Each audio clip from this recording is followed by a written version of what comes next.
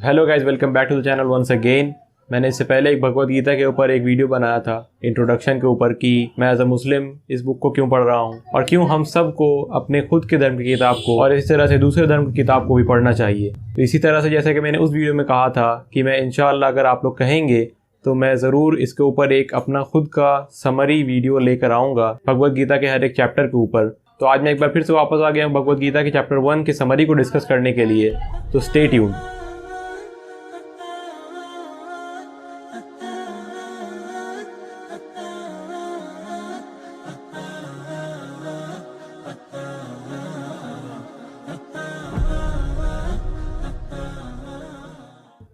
तो सबसे पहले मैं अपने कुछ एक्सपीरियंसेस के बारे में बात करना चाहूँगा। बीइंग एन इंडियन, हमेशा से हर धर्म के लोगों के साथ एक अलग कनेक्शन रहता है। हम लोग उन्हीं के साथ बड़े होते हैं, उन्हीं के साथ हम लोगों का वक्त बीतता है। हमारे अक्सर फ्रेंड्स भी जो होते हैं वो भी तरह तरह के रिलीजन के साथ होते हैं। तो इसी तरह से हर एक रिलीजन के बारे में कुछ ना कुछ अंडरस्टैंडिंग हम लोगों की रहती है। इसी तरह से हिंदुज़म के हवाले से भगवद गीता का जो स्टोरी है वो स्टोरी हम लोगों ने कहीं ना कहीं हमेशा से सुना हुआ रहता है कि फला इवेंट हुआ था। पर क्योंकि हम लोगों ने ये पढ़ा नहीं है, पर इसीलिए हम लोगों को उस तरह से ये चीज़ पता नहीं था।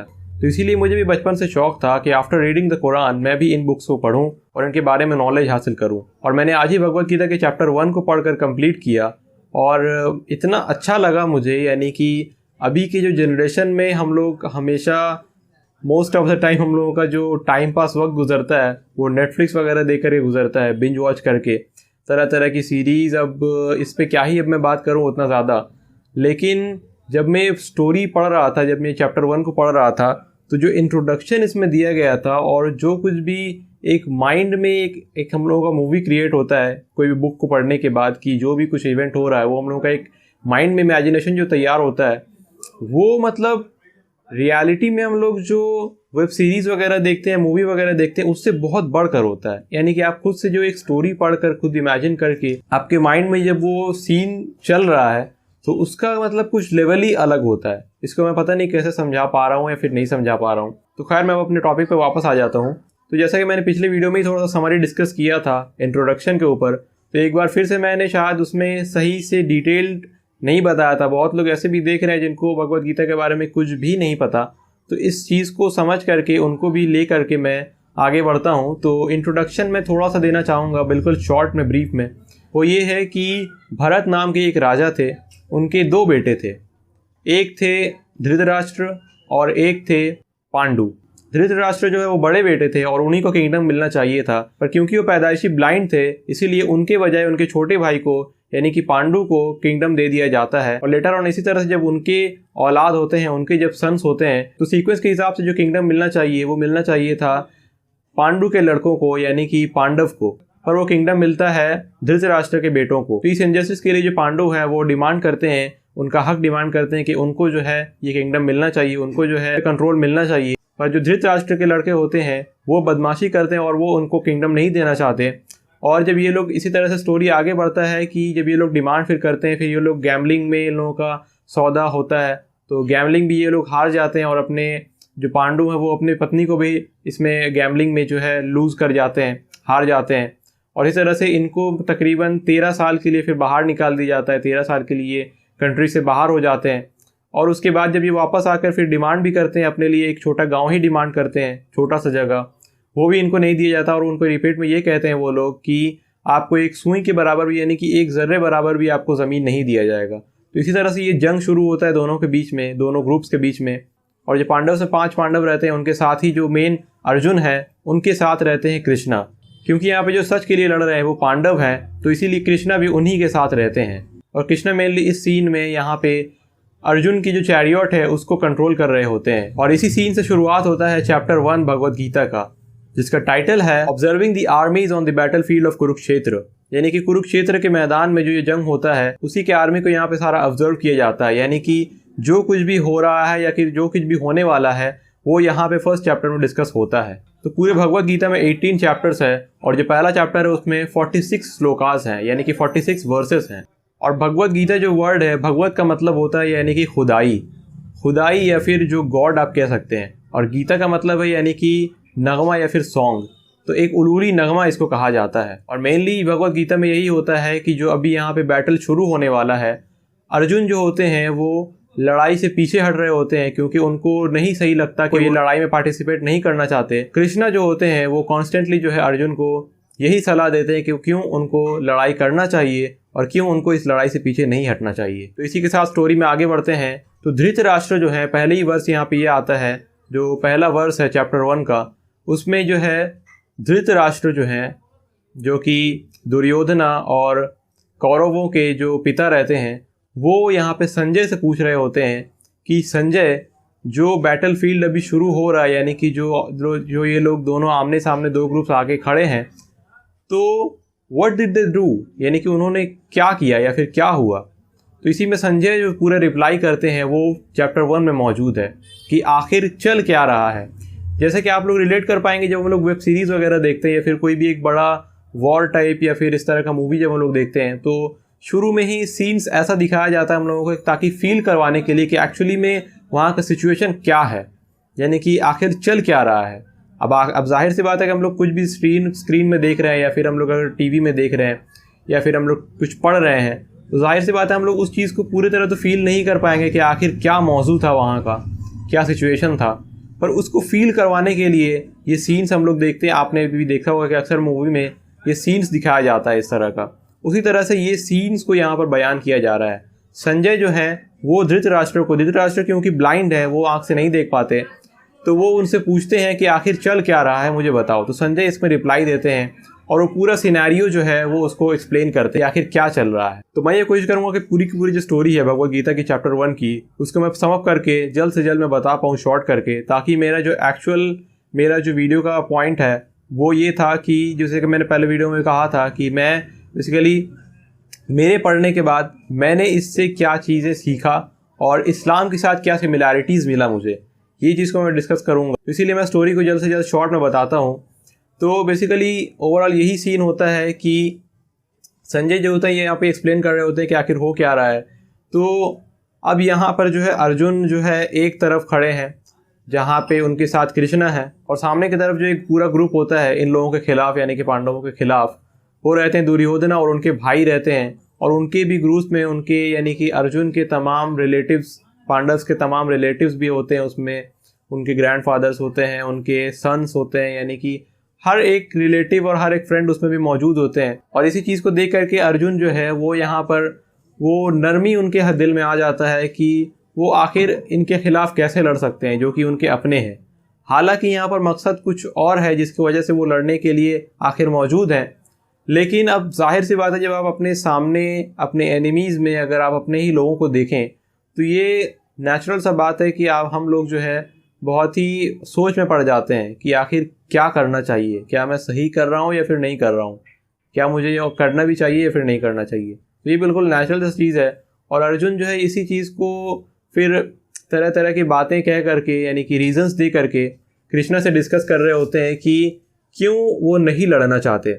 और कृष्णा जो है वो अर्जुन को यही बताते रहते हैं कि क्यों उनको इस लड़ाई से पीछे नहीं हटना चाहिए और क्यों उनको लड़ना ही चाहिए। फिर जो कृष्णा जो है अर्जुन के कैरियर को जो कंट्रोल कर रहे होते हैं, तो अर्जुन जो उनको कहते हैं कि आप मुझे आगे ले चलें, यानी कि मैं देखूंगा कि कौन है, यानी कि ऑपोजिशंस में जो है कौन कौन पार्टिसिपेट कर रहा है और कौन कौन है। तो फिर वो जब जाते हैं तो वहाँ पे सबको देख पाते हैं, यानी कि अपने भाइयों को, अपने दादाओं को, अपने रिलेटिव्स को, मामाओं को, यानी कि हर एक रिलेटिव उनके ऑपोजिशन में रहते हैं। और इसी को देख करके अर्जुन एक बार फिर से जो है बहुत ही ज़्यादा मतलब ग्रीफ में आ जाते हैं, दुख में आ जाते हैं कि मैं इन लोगों को कत्ल नहीं कर सकता।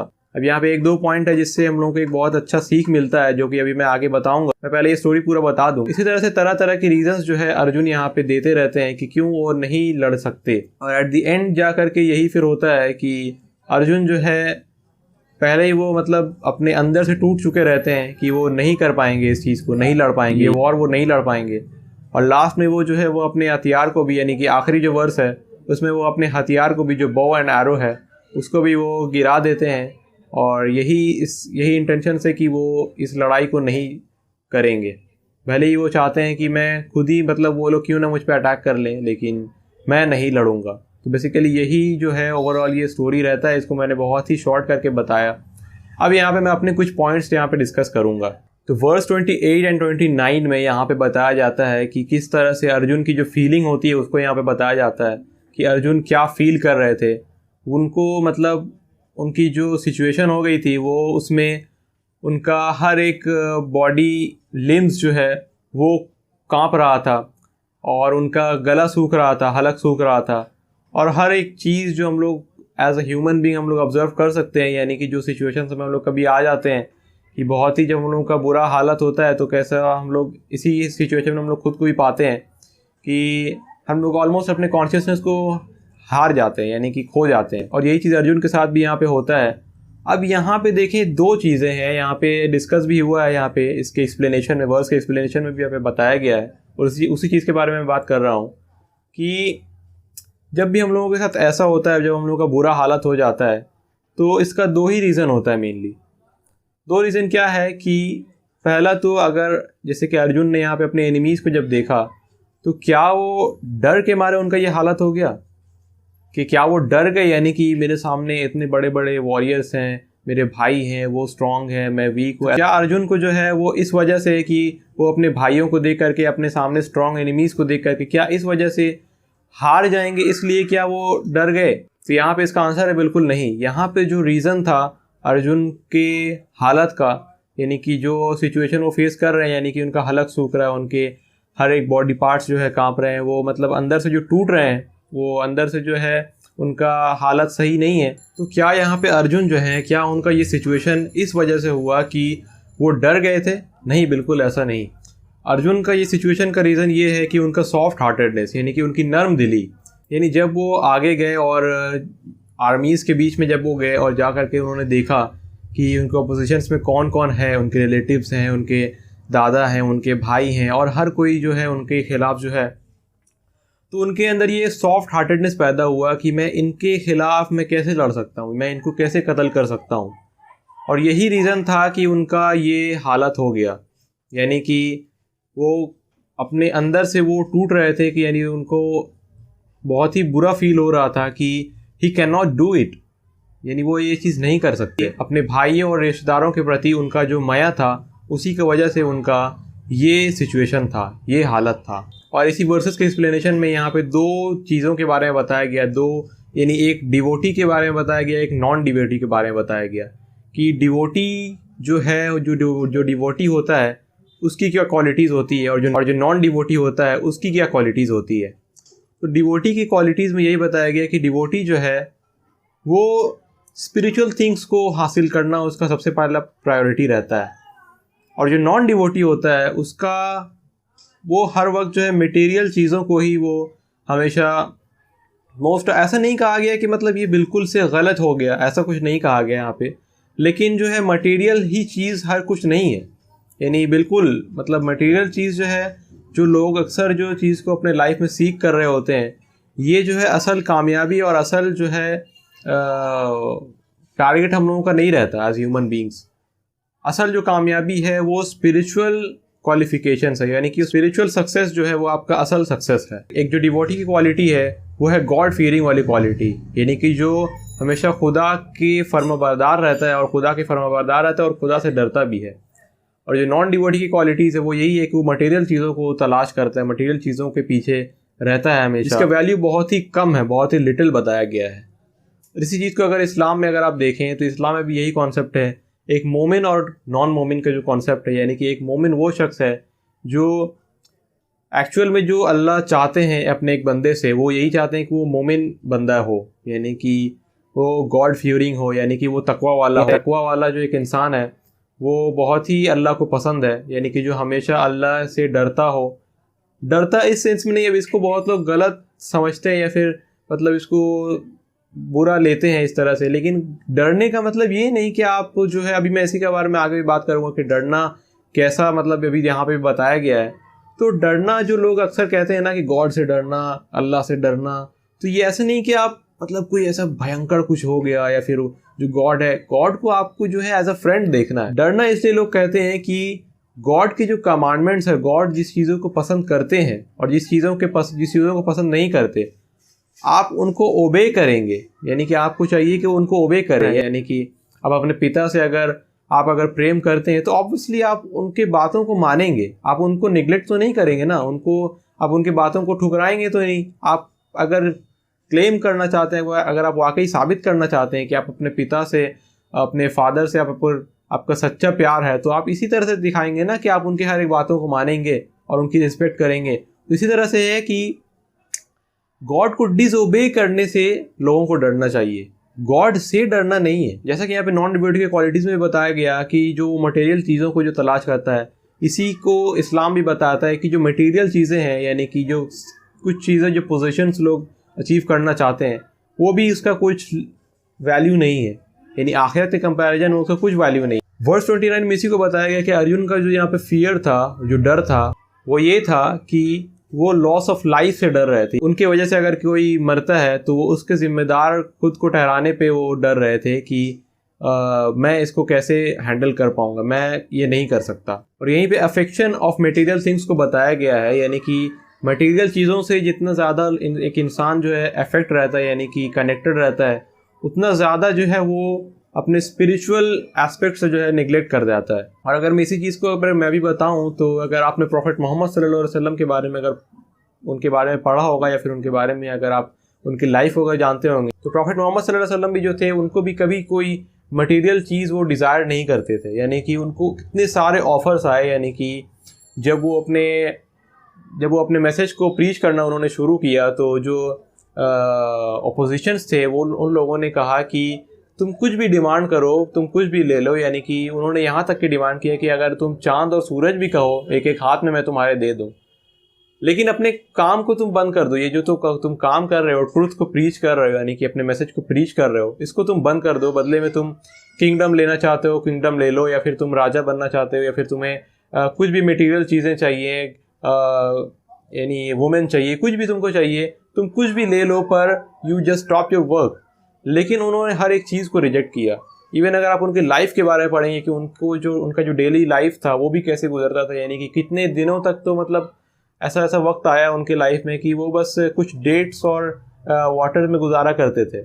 यानी कि इतना ज़्यादा ये, और कंफर्ट के एतबार से तो कुछ भी उनका कंफर्ट, कैसे ही आप उसको बताएंगे कि कंफर्ट तो उनका कुछ भी डिज़ायर नहीं करते थे। वो बहुत ही एक सिंपलिस्टिक लाइफ, यानी कि अपना उनका स्लीप रूटीन देख ले आप, उनकी ईटिंग रूटीन देख लें, यानी कि ईटिंग हैबिट देख लें, हर एक चीज़ से वो मटेरियल चीज़ से बिल्कुल ऑपोजिट में रहते थे। यानी कि वो कभी भी नो सेंस वो उन्होंने कभी मटेरियल चीज़ों को कभी जो है तलाश नहीं किया लाइफ में, नहीं चाहा। और यहाँ पे वर्स 35 में बताया गया है कि एक डिवोटी की जो क्वालिटी होती है वो ये होती है कि डिवोटी जो है अपने डिज़ायर्स को फुलफिल करने को अवॉइड करके वो लॉर्ड के जो कमांडमेंट्स है उसको वो फुलफिल करना ही उसकी क्वालिटीज़ है।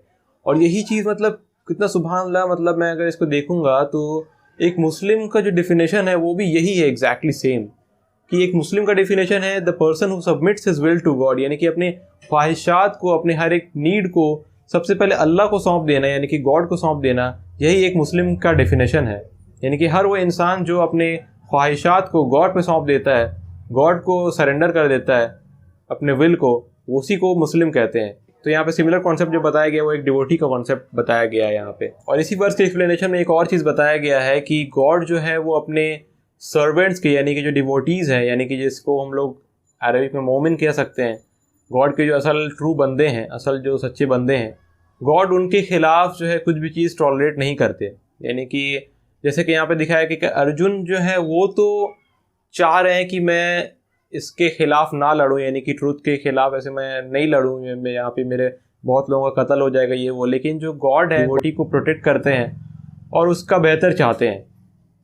और यही चीज़ जो है इस्लाम में भी है कि जहाँ तक मुझे पता है कि जो हम लोग के इस्लाम में है कि डे ऑफ जजमेंट में वन ऑफ द क्वेश्चंस जो है उन लोगों से किया जाएगा कि जिन लोगों ने मोमिन इंसान को, मोमिन लोगों को जिन्होंने इनोसेंटली कत्ल किया, उनका सबसे पहले हिसाब लिया जाएगा कि उन्होंने आखिर ऐसा क्यों किया। क्योंकि मोमिन जो है वो गॉड की सबसे क्लोज है और गॉड नहीं बर्दाश्त करते कि एक मोमिन को कोई भी जो है ऑप्रेस करे या फिर उसको जो है कोई भी किल करे या फिर किसी भी तरह से उसको हार्म पहुंचाए।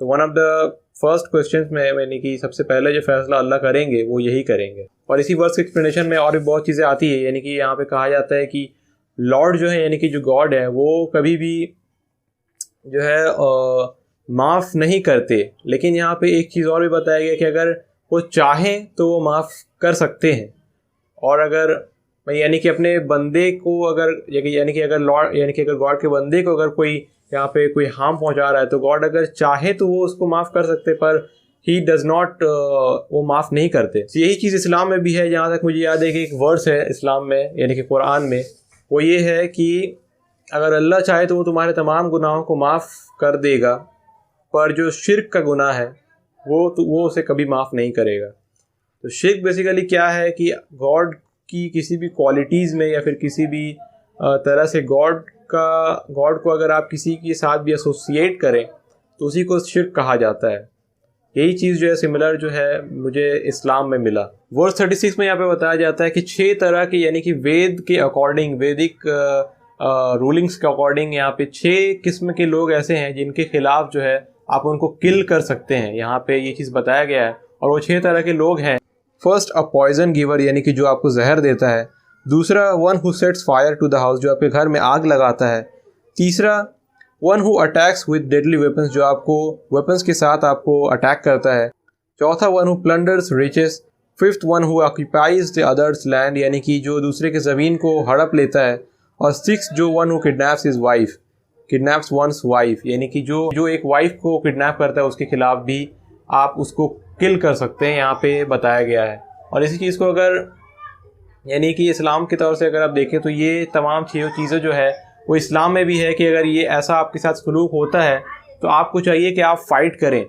यानी कि अगर आपके साथ लैंड को छीन लिया जाता है या फिर आपको इस तरह से बुरा बर्ताव किया जाता है, जैसे कि यहाँ पे कहा गया अकॉर्डिंग टू वैदिक लॉज, तो इसी तरह से इस्लाम में भी है कि इस चीज़ों पे आपको भी जो है फ़ाइट करना चाहिए। ऐसा नहीं कि मतलब आप बस सब्र करते रहें और जो है इंतज़ार करें कि खैर जो छोड़ो जाने दो, ऐसा नहीं है। और इसी चीज़ को एक्सप्लेन किया गया है कि किस तरह से आपको ऑर्डर तो है यहाँ पे कि आप किल कर सकते हैं, पर एडवाइस ये किया जाता है कि आप उसको माफ़ कर दें, यानी कि माफ़ करने वाले यहाँ पे कॉन्सेप्ट को भी यहाँ पे बताया गया है। और यही चीज़ इस्लाम में भी है सिमिलरली कि the best is to if you can forgive, यानी कि अगर आप माफ़ किसी को कर सकते हैं, अगर आप पे ऐसा कुछ प्रेशर नहीं है, अगर आप उसको माफ़ किसी को कर सकते हैं तो बेशक आप उसको माफ़ करें। ये यानी कि सबसे बड़ा लेवल है किसी भी एक गॉड कॉन्शियस पर्सन का, किसी भी एक डिवोटी कह ले या फिर एक तकवा वाले इंसान मोमिन का, ये सबसे हाईएस्ट लेवल है। एक और मैसेज जो यहाँ पे मिलता है इस चैप्टर से वो ये है कि यहाँ पे यही कहा जाता है कि स्टैंड अगेंस्ट ऑपरेशन, यानी कि ऑपरेशन के खिलाफ आपको खड़ा होना चाहिए हमेशा। यानी कि ऐसा नहीं कि आपके साथ ऑपरेशन जब हो रहा है, यानी कि आपके साथ जब बुराई हो रहा है, आपके ऊपर जब जुल्म किया जा रहा है, तो ऐसा नहीं कि आप बस बैठे रहें, आपको इसके खिलाफ जो है खड़ा होना चाहिए। बहुत लोग ऐसे ही समझेंगे कि मतलब ये जो ऑपरेशन के खिलाफ खड़े होने को बताया जा रहा है वो बस एक वॉर के टाइम के बात है, यानी कि अगर वॉर हो रहा है यानी अगर कोई फाइट में इन्वॉल्व है तो फिर ये चीज़ें आ रही है। लेकिन ऐसा बिल्कुल नहीं है। ये हर एक छोटे से छोटे लेवल पर भी डिपेंड करता है। यानी कि अगर आप कुरान को पढ़ें तो कुरान में आता है कि stand for truth even it is against your self, यानी कि अगर आपके खुद के खिलाफ भी अगर कुछ फॉल्सहुड है, यानी कि अगर कुछ गलत है, तो आपको सच के खिलाफ खड़ा होना, चाहे वो आपके खुद के खिलाफ ही क्यों ना हो। जैसे कि यहाँ पे भगवद गीता में बताया गया, जैसे श्री कृष्ण बता रहे हैं कि इट डजेंट मैटर कि अगर सामने वाला तुम्हारा रिलेटिव हो चाहे जो हो, अगर वो बुरा है तो आपको उसके साथ जो है लड़ना होगा, आपको फाइट करना होगा। यही चीज़ को कुरान ने बताया था कि एक इंडिविजुअल के तौर पे भी हम लोग जो है मोस्ट ऑफ अस, यानी कि ऑलमोस्ट ऑल ऑफ अस जो है हम लोग सिनर्स हैं और हम लोग बहुत सारी ऐसी चीज़ों में इन्वॉल्व रहते हैं जो कि हम लोग छोड़ नहीं पाते। कोई जो है टाइम वेस्टिंग में इन्वॉल्व है, किसी कोई बुरा काम में, हर एक तरह का मतलब हर एक लोग जो है इन्वॉल्व है। तो यहाँ पे कुरान यही कहता है कि अगर ट्रूथ है, यानी कि आपके खिलाफ अगर कोई ट्रूथ है तो आप खुद के खिलाफ भी खड़े हो जाएं। यानी कि फॉर एग्जांपल आपकी कोई बुरी हैबिट है, आप अगर अल्कोहल ड्रिंक कर रहे हैं तो ये एक बुरा चीज़ है, तो आपको इसके खिलाफ अब आप नहीं छोड़ पा रहे ये चीज़।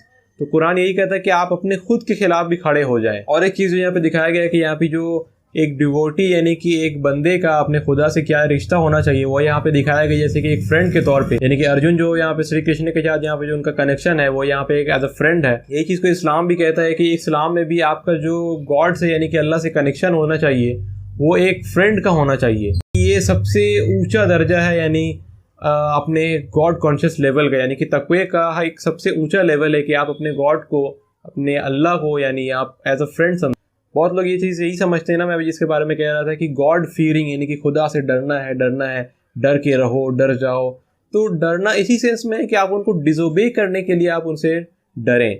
ऐसा नहीं कि आप उनसे ही मतलब उनसे यानी गॉड से ही आप मतलब गॉड जो है गॉड से ही आप उनकी क्वालिटीज़ यानी हर एक चीज़ से उनसे डर जाए, ऐसा नहीं है। आप उनके अहकामात को अगर नहीं फॉलो कर रहे हैं, उनके बारे में यानी गाइडलाइंस को अगर नहीं फॉलो कर रहे हैं, तब यू शुड फियर दैट, यानी कि मुझे जिसने बनाया है, मेरा जो मालिक है, मेरा जो खालिक है, उसके कमांडमेंट्स को मैं नहीं चल रहा हूँ, तब आपको डरना है। ऐसा नहीं कि बस आप गॉड है, बस अब गॉड से आप डर गए कि अरे गॉड है तो अब उन्होंने कुछ कह दिया तो मैं डर गया। ऐसा बिल्कुल नहीं। गॉड के साथ जो आपका रिश्ता होना चाहिए वो वही फ्रेंड जैसा होना चाहिए। और लास्ट चीज़ जो मैं जिसके बारे में बात करूँ वो यहाँ पे कहा गया है कि जो रियलिटी ऑफ लाइफ है, यानी कि इस दुनिया का जो रियलिटी है, यानी ये दुनिया जो एक फ़ानी हो जाने वाला दुनिया है, यानी कि एक वक्त ये सब कुछ ख़त्म हो जाने वाला है। यही चीज़ को यहाँ पे भी भगवद गीता में बताया गया और यही चीज़ जो है इस्लाम में भी बताया जाता है। कुरान में भी अल्लाह यही फरमाते हैं कि ये जो दुनिया है ये तो फ़ानी हो जाने वाला है, पर जो आखिरत है, आखिरत जो आने वाला है वो तो हमेशा की ज़िंदगी है, यानी कि it is an eternal life.